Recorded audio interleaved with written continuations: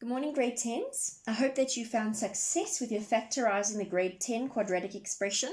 Today we're going to learn another new way of factorizing that you didn't see in grade 9.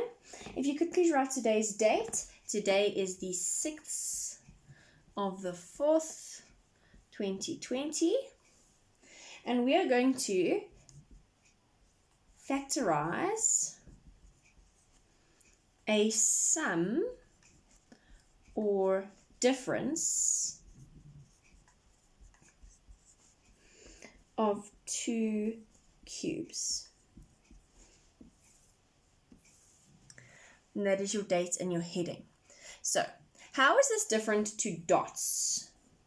You know a difference of two squares, which we spoke about, is a minus sign difference between two numbers that are perfect squares. That's dots. Now, what is a sum of difference of two cubes? So if we did a sum of two cubes, just using that as a short word instead of writing it out, sum would mean addition of two terms that are perfect cubes. So, for example, I would have 64 plus x to the power of 12. What would make a variable a perfect cube? Well, what made a variable a perfect square? It meant that I could divide it by 2. So what makes a variable perfect cube would mean I would have to divide it by 3. Because what is the cube root of x to the power of 12? Well, I have to divide that by 3, so I get x to the power of 4. And why is this the answer? Because x to the power of 4 times x to the power of 4 times x to the power of 4 is keep the base, add the powers, x to the power of 12. So that's why it must be divisible by 3, because when I multiply it by 3 times, I add the power 3 times. So, a sum of two cubes. What would a difference of two cubes look like? Well, a difference of two cubes would also then just be two perfect cubes separated by a minus sum. So, this is what I'm looking for today. Not dots. I'm not looking for perfect squares. I'm looking for perfect cubes. And unlike with squares, I could only do a difference. We could not factorize the sum of two squares. We couldn't do this, okay? Only if I have cubes can I do the sum and difference of that. So let's have a look. This is the picture you would have received on Instagram. I'm going to explain this to you. I'm going to do the 3 examples with you, and then you're left with an exercise. So, how does sum or difference of two cubes work? Well, remember what we spoke about. When we're factorizing, we move from one term, so from many terms to one term. We move from polynomials to monomials. So we're going to do the same thing. If I have a sum of two cubes, so I've got two perfect cubes and I've got a sum between them, let's just say it's x cubed y cubed, and I ask you to factorize x cubed y cubed. Look how the rule follows. I open up 2 sets of brackets. This one is intentionally bigger than this one. The first bracket keeps this sign. Okay? Then in this bracket, I'm going to break it up into a trinomial. So this is going to be made of 3 terms. Okay? So the split in this bracket goes like this. This sign is always different to this sign. So this is a negative. And then this sign, no matter what, is always positive. So when I have a sum of two cubes, I keep the addition. This is different. This is always addition. So if I had a difference of two cubes,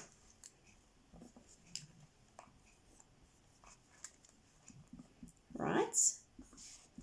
Again, I'm going to have 2 terms here and 3 terms here. I'm going to keep the minus sign, okay? These 3 terms are going to be split as follows. This sign is always different to this sign. So this is a plus, and no matter what, that is a plus. So I'll just revise that with you. You keep the sign. This is different. That is always a plus. Keep the sign. This is different. That is always a plus.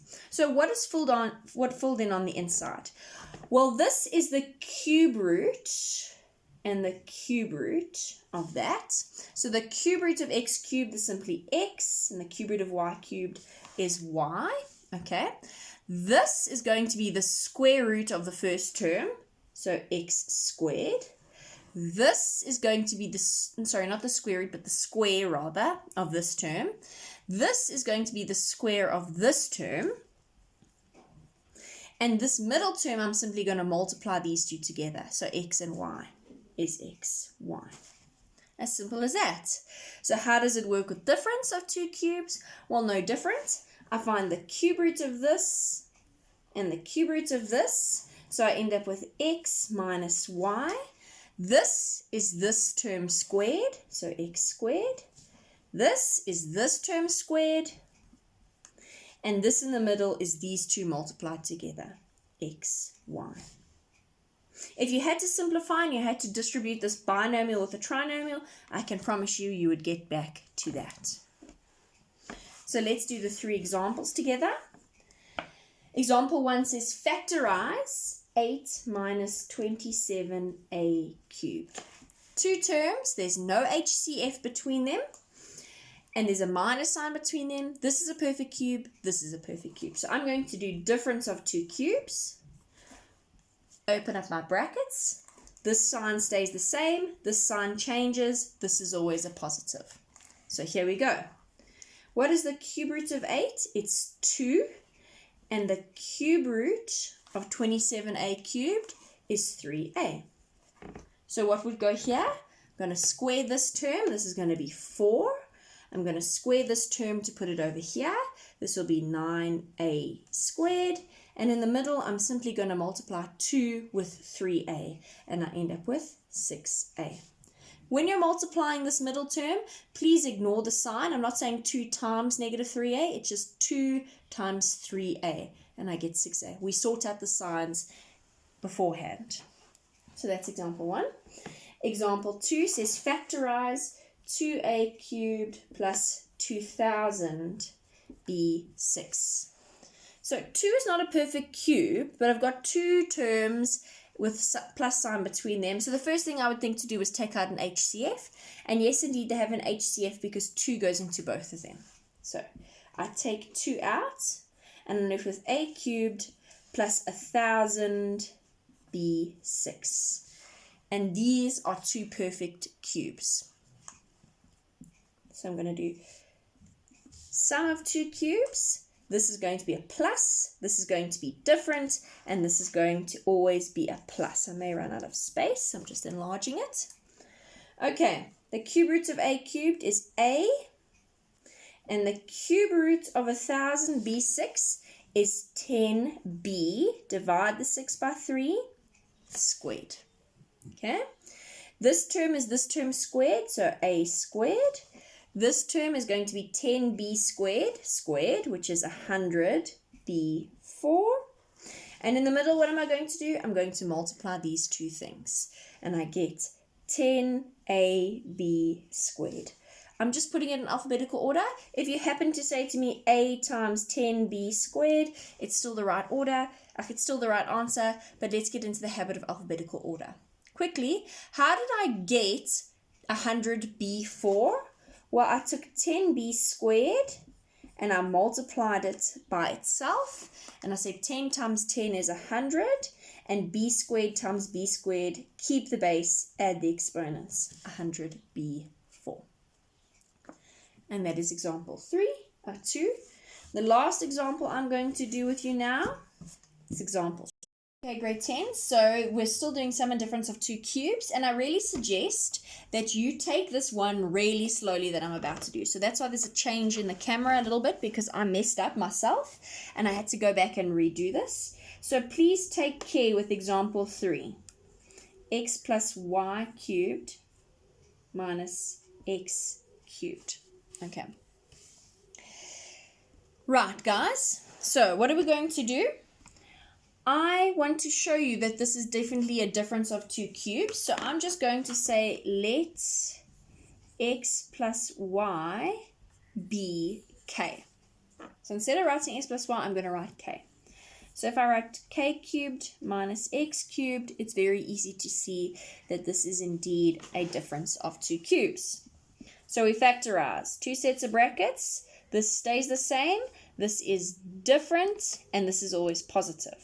So cube root of k cubed is k, and the cube root of x cubed is x. This term is that squared, so I have k squared. This term is that squared, so I have x squared. And this middle term is these multiplied together, k times x. So by now you should know that. I'm just going to go and replace k with x plus y because that's how they gave it to us. So instead of writing k, I'm going to write x plus y each time. So I've got k, so I say x plus y minus x. Here I've got k, so I've got x plus y squared plus x plus y times x plus x squared. Cool. What do I notice inside this bracket? Like terms. X minus x, they cancel, so I'm left with y. What do I do with the squared? Am I allowed to bomb it in? I hope you said no. What do I do with it? I open up 2 sets of brackets because it's FOIL. When am I allowed to bomb this in? Only when I have a monomial inside there. What do I do with this over here? Distribute the x in. So I get x squared plus xy plus x squared. Quickly going to do FOIL here, and I'm going to jump the gun a little bit. You should get x squared plus 2xy plus y squared plus x squared plus xy plus x squared.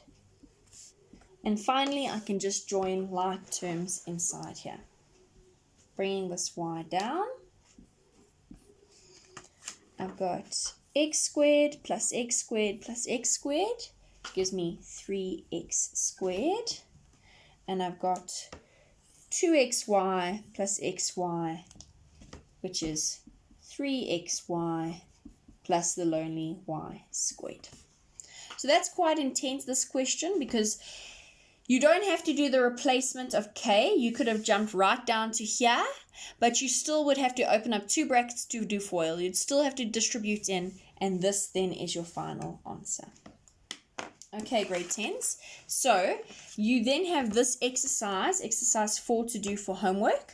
I have changed question 29. Question 29 looks like this: 5x to the power of 9 minus 5. So don't do 5x to the power of 8. Ignore that one. And you're going to do 5x to the power of 9 minus 5 for me, rather. Be very, very careful with this 21. I slipped up once or twice even because I rushed through my things. Be very careful with 21. Right, grade 10s, have a wonderful day further, and you will get the memo at the end of the day.